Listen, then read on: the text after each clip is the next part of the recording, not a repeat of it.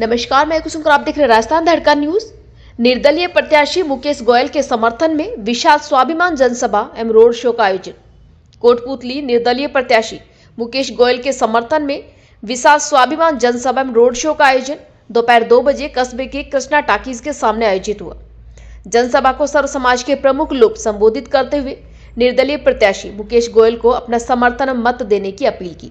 सभा के बाद कार्यकर्ता रैली के रूप में कृष्णा टाकीज से अग्रसेन तिराहा होते हुए मुख्य चौराहा डाबला रोड स्थित गायत्री गार्डन से वापस कृष्ण टाकीज पहुंचा और उपस्थित रोड शो में मुकेश गोयल ने सभी का धन्यवाद ज्ञापित किया। गोयल कार्यकर्ता एवं लोगों से मत व समर्थन की अपील की, जिसमें हजारों की संख्या में महिलाएं और कार्यकर्ता आमजन मौजूद रहे। Bureau report Ishaq Khan. अरे चाहे चीरा 10 बीघा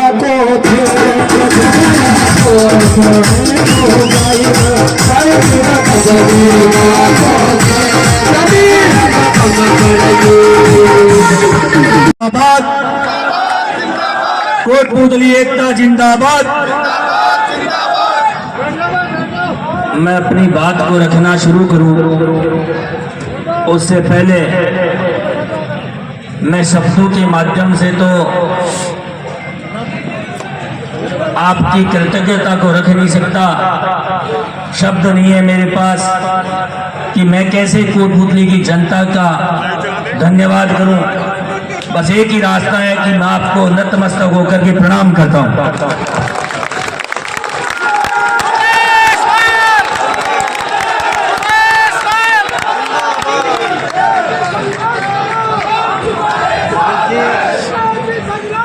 इस कोटपूतली जनता जनार्दन को प्रणाम करता हूं। यहां पर उपस्थित तमाम मेरे पिता तुल्य बुजुर्ग और मातृशक्ति को प्रणाम। इस मंच पर विराजमान अनेक जननेताओं के भाषण नहीं हो पाए हैं, लेकिन मैं सबका एक एक का नाम बोल देता हूं तो आपको ध्यान में रहे कि मंच पर कितनी हस्तियां कोटपूतली को जिन्होंने देखा, संवारा, अपना जीवन सौंपा, ऐसे लोग यहाँ बैठे हैं। मैं नाम बोलता जाऊंगा, आप एक बार जोरदार उनका अभिनंदन करते जाना। श्री राजेश जी सवाई का क्रमशः बोल रहा हूँ, श्री पूरन जी सैनी, श्री अशोक जी बंसल, श्री देवेंद्र जी दलाल, श्री महेंद्र जी मीना, संत जगमाल जी यादव, श्री जिले सिंह जी करता हूं। मित्रों, 9 तारीख को जब भारतीय जनता पार्टी ने आपके इस बेटे भाई की टिकट काटी तो उसके बाद अनेक लोगों के फोन आए और जनता ने एक ही बात कही कि मुकेश तेरे को चुनाव लड़ना पड़ेगा। मैंने कहा जी मैं निर्दलीय नहीं लड़ना चाहता, लेकिन सबने कहा कि तू तो फार्म भर देना, ये जनता चुनाव लड़ेगी। और आज मुझे लग रहा है कि ये चुनाव कोटपूतली की जनता लड़ रही है। मैं अनेक कार्यक्रमों में आज तक के 25 वर्ष के चुनाव में गांव-गांव, ढाणी-ढाणी गया हूं। अनेक लोकसभा चुनाव, करीब 5-6 विधानसभा चुनाव देखे हैं, लेकिन ऐसा भूतपूर्व जन समर्थन और प्यार जनता का स्नेह मैं पहली बार किसी चुनाव में देख रहा हूं।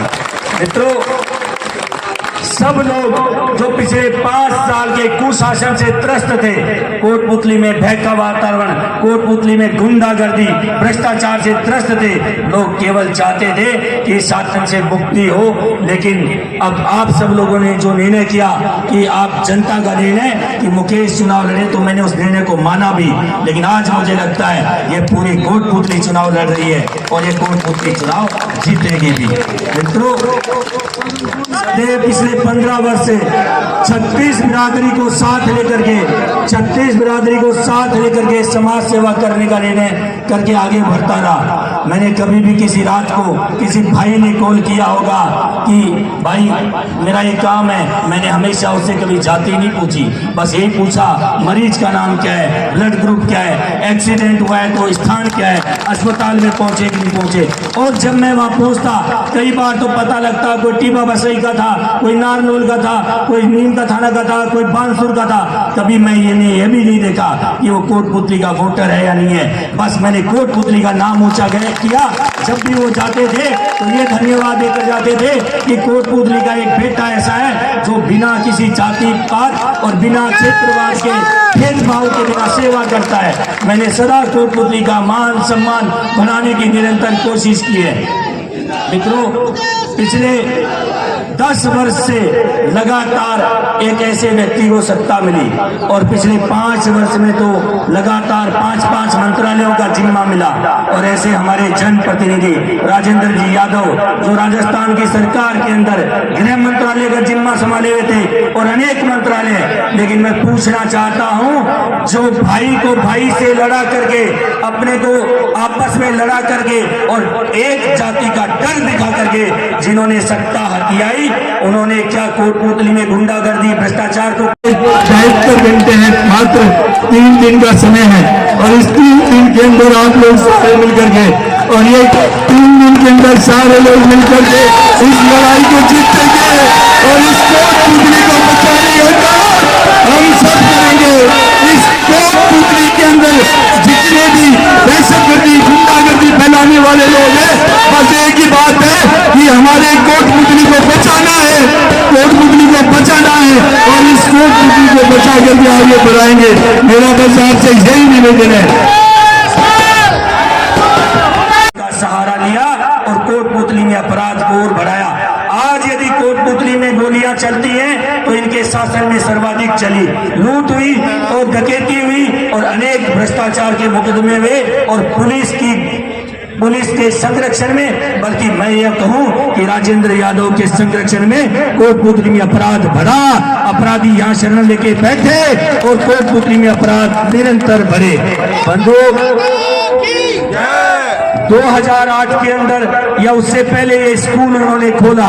उस स्कूल के अंदर जब आए तो लगा एक व्यापारी है, सबको साथ लेगा। लेकिन उन्होंने लगातार 2008 का चुनाव हारने के बाद षड्यंत्र रच के इस कोटपुतली के सौहार्द को खत्म किया, भाई को भाई से लड़ाने की कोशिश की और फूट डालने की नीति करके, फूट डालो राज करो, ऐसी नीति अपना करके आज हमें लगता है कि अगर किसी ने ईस्ट इंडिया कंपनी नहीं देखी होगी तो ये भी ईस्ट इंडिया कंपनी से कम नहीं है, जिन्होंने कोटपुतली के सौहार्द को बिगाड़ा, भाई को भाई से लड़ाया, जाति को जाति से लड़ाया, गांव को ढाणी से लड़ाया। ये तमाम काम उन्होंने किए।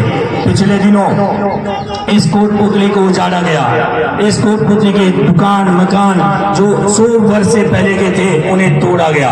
आप कल्पना कीजिए कि एक परिवार का बेटा कोई कोटा में जाकर अध्ययन कर रहा था, डॉक्टर बनने की तैयारी कर रहा था और सुबह उसके पास उसके घर वालों का फोन जाता है कि बेटा वापस आ जा, दुकान टूट गई है, अपने पास आमदनी नहीं है, अब तेरी फीस नहीं दे सकता है। उसके माता पिता ने कहा कि यहाँ तो रोटी के लाले पड़ गए हैं, तेरे को कहाँ से पढ़ाएंगे और तू वापस आ जा। ऐसे कितनी घटनाएं मैं बताऊं कि कोटपुतली के परिवारों को खून के आंसू रुलाया है तो राजेंद्र यादव ने रुलाया है। मित्रों, इस कोटपुतली की हर व्यक्ति को पीड़ा देने का, दंश देने का लगातार एक के बाद एक काम किए हैं तो राजेंद्र यादव ने किए हैं। कोटपुतली का मान सम्मान अगर किसी ने खराब किया तो राजेंद्र यादव ने किया। हम जब दिल्ली और जयपुर जाते हैं तो पता लगता है, दिल्ली और जयपुर जाने के बाद एक बार बीच में रोकूंगा, श्री मिड डे मील का बच्चों का निवाला खा गया। इस कोटपुतली को शर्मसार किसी ने किया तो राजेंद्र यादव ने किया। मिड डे मील का घोटाला इन्होंने इनके दोनों बेटों ने मिलकर किया। इन तीनों पिता और पुत्र ने मिलकर के कोटपुतली को लूटा और कोटपुतली में भारी भ्रष्टाचार किया। इस नगर परिषद की हालत देख लीजिए। जो नगर परिषद नगर पालिका की एक सीट भाई हमारे सैनी भाइयों के पास होती थी, उसका भी षड्यंत्र रच करके उसको ऐसा बेढंग से बना दिया कि आज कोटपुतली का सैनी समाज भी पीड़ा में त्रस्त है। मित्रों, विधानसभा चुनाव को देखते हुए आपने एक रोड शो किया है, चुनाव के मद्देनजर आपका इन चुनाव के लिए सबसे पहले तो कोटपुतली की कानून व्यवस्था को ठीक करेंगे और जितने घाव कोटपुतली को दिए गए हैं, कोटपुतली को कुरेदा गया है पिछले 5 साल के अंतराल के अंदर और अनेक दंश अलग अलग प्रकार से जनता को दिए गए हैं, उन सबको व्यवस्था को ठीक करेंगे और कोटपुतली के अंदर जो भय का वातावरण है उसको बदलेंगे और तमाम वो जगह जहाँ पर विकास के नाम पे भ्रष्टाचार का खुला खेल हुआ है, उस भ्रष्टाचार की जांच करवाकर सामने लाएंगे और जनता का पैसा का जो इन लोगों ने जनप्रतिनिधियों ने डकारा है, उस पैसे को भी हम वापस निकाल के जनता की सेवा में लगाएंगे। बाजार में भी अन्य प्रत्याशी लगातार विरोधी पक्ष अनेक षड्यंत्र करते हैं और बौखलाहट के अंदर अनेक षड्यंत्र लोग कर रहे हैं। मैं सभी लोगों को कहूँगा कि इस प्रकार के अफवाहों और षड्यंत्रों से बचकर रहें। यह चुनाव मात्र 3 दिन का बचा है। अपने बूथ पर जाकर पूरी मेहनत करें और शांति से इस चुनाव को संपन्न कराने में योगदान दें। और प्रत्येक परिवार के व्यक्ति से मैं कहूँगा कि अपने परिवार के सदस्य जो कोटपुतली से बाहर हैं उनको बुलाएं, मतदान करवाएं। मतदान प्रतिशत बढ़ना चाहिए और इस कोटपुतली के हित की रक्षा के लिए आगे बढ़ें।